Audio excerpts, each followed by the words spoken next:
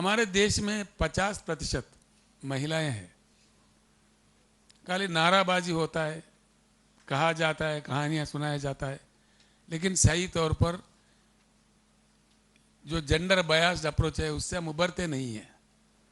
दुनिया में, पूरी दुनिया को अगर परख के देखा जाए, जिन जिन देशों में, जिन जिन समाजों में, हर सेक्टर में, देश के हर सेक्टर में महिलाओं का प्रतिनिधित्व बढ़ाया गया, वो समाज बहुत आगे बढ़ा, बहुत ही अच्छा तरक्की किया। लेकिन हमारे देश में करते नहीं हैं हम लोग, कहते हैं बहाने के लिए, कुछ कुछ मात्रा में करके ही हम उसमें बड़ा लोगों को बहला फुसलाते हैं। ये गलत रवैया है। भारत को अगर आगे बढ़ना है, तरक्की करना है, भारत का वुमेन पॉलिसी में सख्त बदलाव आना चाहिए, बिल्कुल आना चाहिए, किसी भी कीमत पर। इसीलिए मैं जब केंद्रीय मंत्री था, उस समय के नेताओं से मेरा आर्गुमेंट भी था, मैंने बताया भी था, मैंने प्रयास भी किया था, लेकिन सफलता नहीं पाया। लेकिन बीआरएस के पॉलिसी तौर पर मैं अनाउंस करता हूँ, सारे देश को बताना चाहता हूँ, बीआरएस का सरकार अगर आ जाए देश में, तो बिल्कुल हर चीज़ में महिलाओं का प्रतिनिधित्व बढ़ा दिया जाएगा। सबसे बड़ा, उन लोगों को शासक बना देंगे। वो बहुत आसान तरीका है, लोग अब कहानियाँ सुनाते हैं, ऐसा नहीं। हमने एक सुझाव दिया था उस समय। अभी जो मैं, this is a very important announcement I am making on behalf of BRS. हमारा पॉलिसी है सीधा कि हिंदुस्तान के हर असेंबली में और हर काउंसिल में, जहाँ लेजिस्लेटिव काउंसिल है एमएलसीज का, असेंबली में, काउंसिल में और साथ ही साथ पार्लियामेंट में, सीधे ही बीआरएस सरकार बनने के बाद एक ही साल के अंदर 33% सीटें बढ़ाएंगे। इमीडिएटली बढ़ा के वो सारे 33% सीटें महिला के लिए रिजर्व किया जाएगा। हम वायदा करते हैं हमारे बहनों के साथ, हमारे माँओं के साथ, भारत देश के, कि एक साल के अंदर ही, ये मेरा वादा है, 6 महीने के अंदर डिलिमिटेशन प्रक्रिया खत्म होगा और 6 महीने के अंदर चुनाव भी करा देते हैं। बिल्कुल 1/3% will be women representation in both the houses, parliament and state legislatures बढ़ा दिया जाएगा। And peoples representation, peoples service will be invited into all walks of the life of the country as much as possible. इससे भी काफ़ी मतलब बदलाव आ सकता है। सबसे बड़ा चीज़ ये है, आज तक हमारे देश में एक रूटीन तमाशा, रूटीन कहानियाँ सुनाए जाते हैं। हमने आपको दिया है पॉलिसी के तौर पर, कुछ बात कह रहा हूँ मैं, रीइन्वेंटिंग इंडिया में कई चीज़ है, उसका दया करके आप लिखिए। कुछ चीज़ें हैं जो हमारे जनरेशन अगर अच्छा ताकतवर भारत बने, खाली बातों में नहीं, जैसा कि हम सुनते हैं बेटी पढ़ाओ बेटी बचाओ, तो कौन सा बेटी पढ़ा, कौन सा बेटी बचा, कैसा बचा, पूरे इंडिया में किसी को मालूम नहीं है। नारा तो खूब लगा था, लेकिन हाथरस में बेटी का साथ क्या हुआ, अन्य जगहों पे क्या हुआ, हर दिन हमारे उत्तर भारत में बेटियों के साथ क्या हो रहा है, क्या गुजर रहा है, हम जानते हैं। शर्म से हमारा सर झुक भी जाता है कभी कभी। तो ऐसे नारा नहीं, सही सही होना चाहिए, सही तौर पर होना चाहिए, कट्टरपंथी तरीके से होना चाहिए। इन सब के लिए चाहिए होता है स्ट्रांग विल, पॉलिटिकल विल, राजनैतिक इच्छा शक्ति। अगर राजनैतिक इच्छा शक्ति हो तो हर चीज संभव होता है। ये होते हुए हमने देखा है। सबसे महत्वपूर्ण बात, अगर देश को तरक्की करना है, देश की आर्थिक नीति को बदलना है, डेफिनेटली बदलना चाहिए।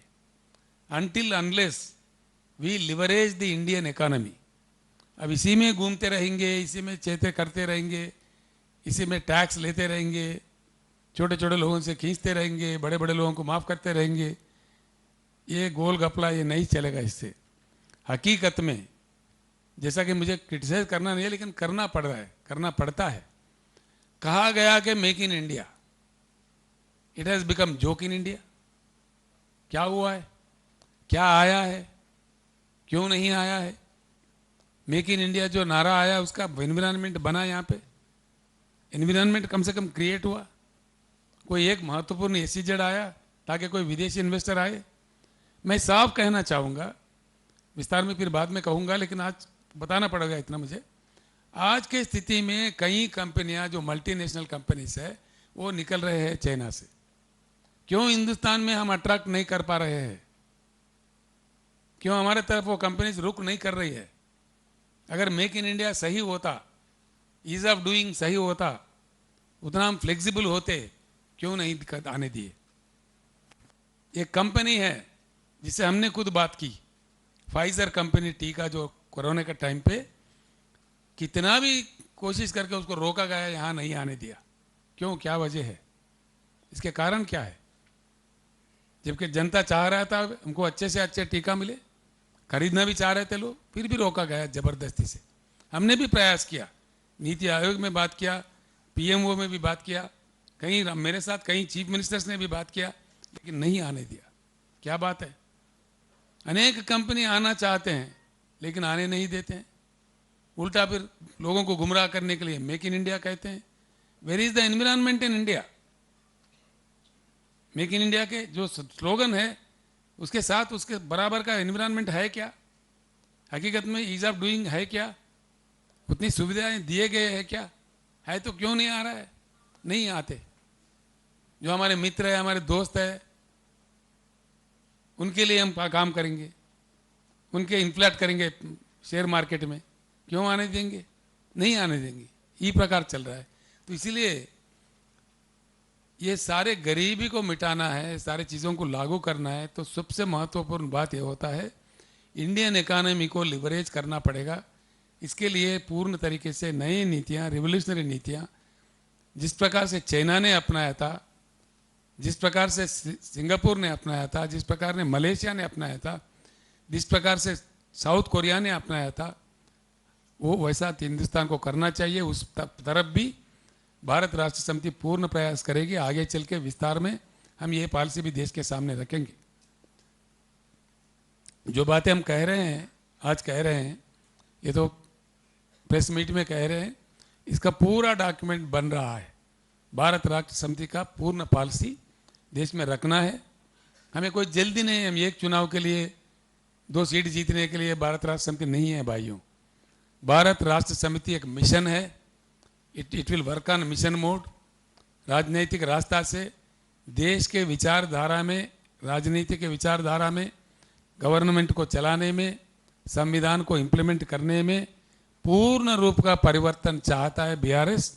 वो आए बिना ये देश बिल्कुल विकास नहीं करेगा। ऐसे ही झूठे वायदे जो 75 साल हम पे गुजरा है, हालात यहाँ पे आ गया। 75 साल इतने लंबे लंबे भाषण, इतने वायदे, इतने मैनिफेस्टोस, इतने चुनाव, ये सब प्रक्रिया देखने के बाद आखिरकार दिखता क्या है सामने? महाराष्ट्र जैसा एक इकोनॉमिकली स्ट्रांग राज्य में हिंदुस्तान के सबसे ज्यादा किसान की आत्महत्या क्यों होता है? ये नजारा क्यों दिखता है? ये क्यों रहना चाहिए ऐसी स्थिति? यही भारत है। यही इसी भारत का सपना था। हमारे आज़ादी के जो सिपह सलार थे, हमारे लिए अपने जान कुर्बान दिए थे। शहीद भगत सिंह का यही आशा था आज़ादी के लिए। वो क्यों फांसी का फंदा गले लगाए थे?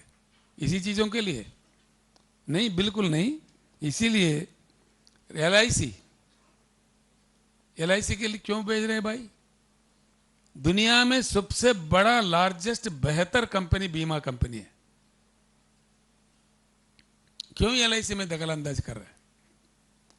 एक तरफ से अदानी के इन्वेस्ट करो, 87,000 करोड़ इन्वेस्टेड इन अदानी।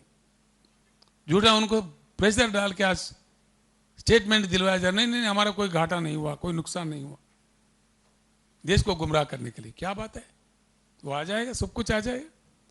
कोई नुकसान नहीं हुआ, कोई खराब नहीं हुआ, तो पार्लियामेंट में डिमांड कर रहे हैं विपक्षी दल, क्यों नहीं मान रहे?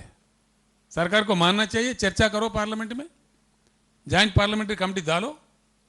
अगर दाल में कुछ काला नहीं है तो मैं प्रधानमंत्री जी से आग्रह करता हूं, बिल्कुल इतना बड़ा घोटाला हुआ है, एक हफ्ते भर में 10 लाख करोड़ का उनका एक बाष्पीकरण जैसा बात हो गया है। 10 लाख करोड़ छोटी बात नहीं होती है, जिसमें हमारे इंडियन बैंकिंग व्यवस्था पूरा इन्वॉल्व है, एलआईसी इन्वॉल्व है, वो जनता का पैसा है, जनता का इन्वेस्टमेंट है। सोचता सारा देश आक्रोशित है इस बात से, तो इसलिए बाज़ाब्ता चर्चा करो पार्लियामेंट में, जॉइंट पार्लियामेंट्री कमेटी बिठाओ, या आपको दोषी ठहराना पड़ेगा, देश आपको दोषी मानेगा, मान के ही चलेगा, बिल्कुल आप ही को दोष देंगे, देश देना ही पड़ेगा मजबूरन। फिर क्या करें, किसको दोष दे?